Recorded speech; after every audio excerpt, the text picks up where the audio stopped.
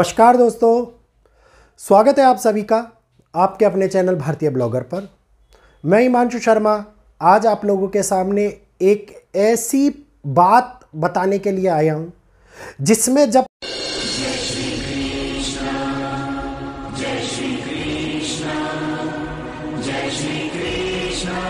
काल मृत्यु काल को निमंत्रण देने लगे, जब ये कहिए मनुष्य खुद के दरवाजे पर मौत को निमंत्रण देने लगे, उस समय के अंदर दुनिया का वो बदलाव शुरू होता है, वो महाविनाश शुरू होता है जिसको रचने वाला स्वयं रचयिता ये देखता है कि इंसानों ने ये क्या कर डाला। जिसकी उत्पत्ति मैंने इस जीवन को खुशहाल जीने के लिए करी थी, उसने अपने जीवन को स्वयं नष्ट कर डाला। तो अब वो समय जिसमें कई ऐसी गणनाएं, कई ऐसी घटनाएं जो बहुत बड़े स्तर पर होती हुई नजर आती हैं, कई ऐसी युति जो पहले कभी भी नहीं बनी और अब बनती हुई नजर आती है। आज सारी की सारी जानकारी इस वीडियो के अंदर मैं आप लोगों को देने वाला हूं। तो निवेदन करना चाहूंगा, वीडियो अच्छा लग रहा हो तो प्लीज वीडियो को लाइक अवश्य करिएगा, ज्यादा से ज्यादा लोगों तक शेयर कीजिएगा, क्योंकि वैदिक ज्योतिष के आधार पर बनाया गया ये वीडियो आप लोगों को वो सच्चाई भी दिखा सकता है जिसकी कल्पना कभी आप लोगों ने सपने में भी नहीं करी होगी। तो बिना टाइम वेस्ट किए स्टार्ट करते हैं अपने वीडियो को। वीडियो स्टार्ट करने से पहले चैनल को सब्सक्राइब करना बिल्कुल ना भूलें, क्योंकि आने वाली भविष्य की गणनाएं इसी चैनल के माध्यम से आप लोगों को मिल सकती हैं। तो अब वो युति जिसने 6 ग्रहों को एक ऐसे समीकरण में बांध करके रख दिया, जो ग्रह अब आगे आने वाले टाइम के अंदर मनुष्य को पॉजिटिव कम और नेगेटिव ज़्यादा उत्पन्न करते हुए नजर आ रहे हैं। ऐसा समय उत्पन्न करते हुए नजर आ रहे हैं जिसके अंदर घटनाएं चिंगारी बड़ी आग का रूप ले रही है, जिसके अंदर ऐसी समस्याएं उत्पन्न आ रही हैं जो मनुष्य स्वयं प्रताड़ित होता हुआ नजर आ रहा है। जी हां, मैं बात करना चाहूंगा मंगल के बारे में, मैं बात करना चाहूंगा शनि के बारे में, मैं बात करना चाहूंगा राहु केतु के बारे में, गुरु के बारे में और सूर्य के बारे में। तो इस समीकरण आप लोगों ने देख लिया होगा।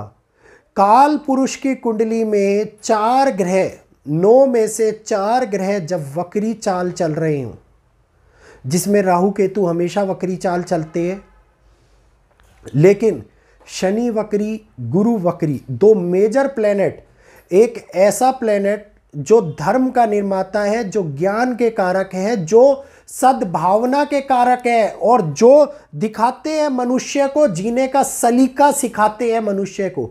जब वो स्वयं अपनी वक्री चाल को चलने लगते हैं तो मनुष्य के ज्ञान के ऊपर पर्दा पड़ जाता है। मनुष्य राहु और केतु के कारण मोह और माया से जकड़ित हो जाता है। मनुष्य वो सच्चाई नहीं देख पाता जिस सच्चाई से ये दुनिया चलती है, वो उससे अभिन्न होता हुआ नजर आता है।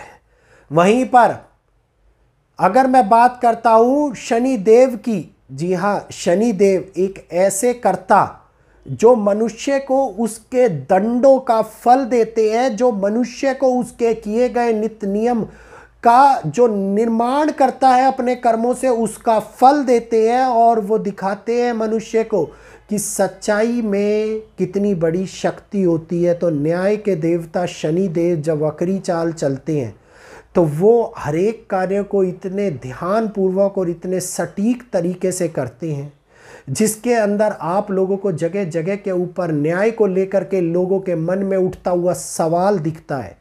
जगह जगह के ऊपर आप लोगों को धर्म और न्याय को लेकर के मन में उठने वाले कारक बनते हुए नजर आते हैं, जो किसी न किसी प्रकार के गुट आंदोलन के रूप में मनुष्य के मन के अंदर उठते हुए सवाल दिखाई देते हैं।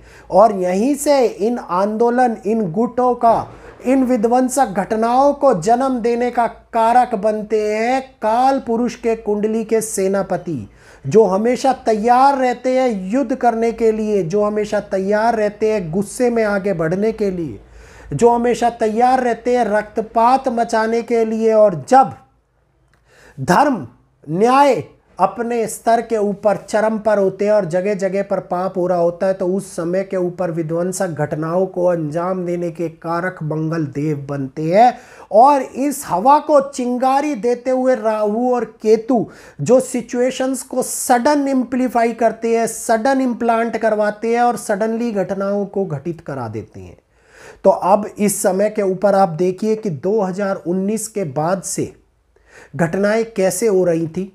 कभी कुछ आ रहा था, फिर रुक जा रहा था, फिर कोई घटना घटित हो जाती थी, फिर रुक जाती थी। लेकिन 2023 और 2024 ने स्थिति को ऐसा एम्प्लीफाई किया कि एकदम से समस्याएं उत्पन्न होने लग गई, एकदम से घटनाएं घटित होने लग गई। और अभी 29 तारीख को एक और ग्रह क्षमा चाहूंगा, अभी तक हम लोगों ने केवल 5 ग्रहों के बारे में बात करी थी। गुरु, मंगल, शनि, राहु और केतु।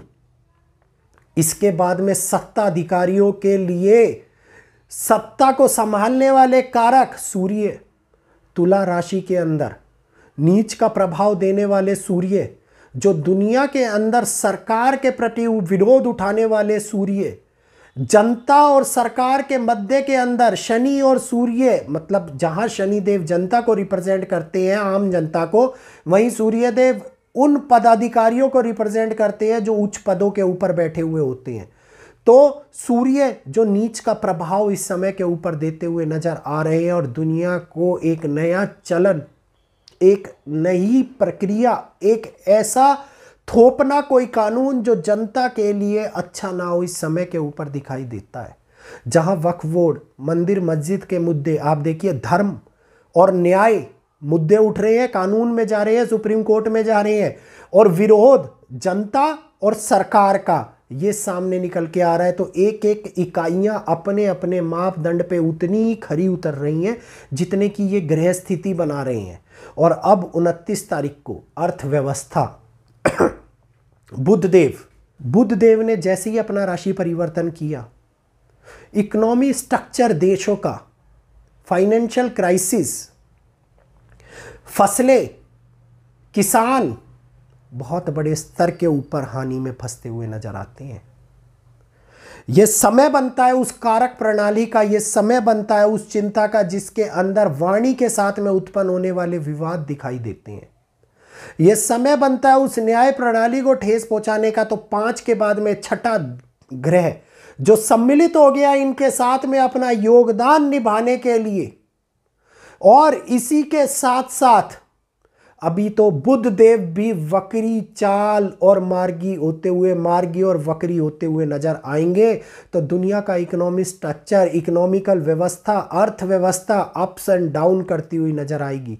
ये तो गनीमत है हम अपने भारत की कुंडली की, जिसके अंदर कई ग्रहों का योगदान ऐसा बना हुआ है जो देश के ऊपर होने वाली हानि को रोक लेता है। केवल इसका प्रभाव 20 से 30% ही होता है। तो ये 20 से 30% में होने वाली हानि, जिसको आप दंगे, जुलूस, आंदोलन, विध्वंसक घटनाओं के रूप में देख रहे हो, ये केवल 20 से 30% है।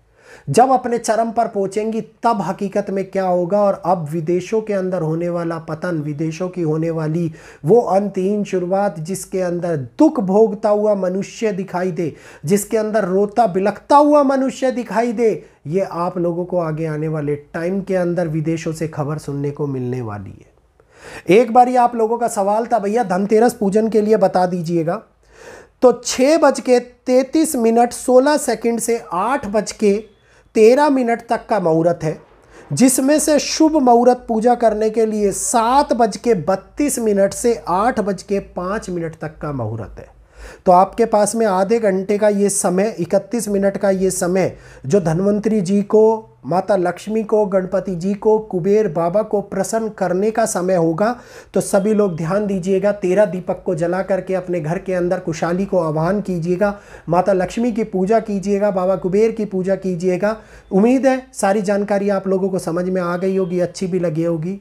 तो आज के लिए इतना ही। जय श्री कृष्णा, जय माता दी। कल फिर मिलूंगा आपसे आप ही के अपने चैनल भारतीय ब्लॉगर पर, नई जानकारियाँ उपलब्ध कराते हुए, नई समीकरण को, नए ग्रहों की स्थितियों को आप लोगों के सामने एक नॉर्मल लेमैन लैंग्वेज में बताते हुए। तो राधे राधे, जय श्री कृष्ण।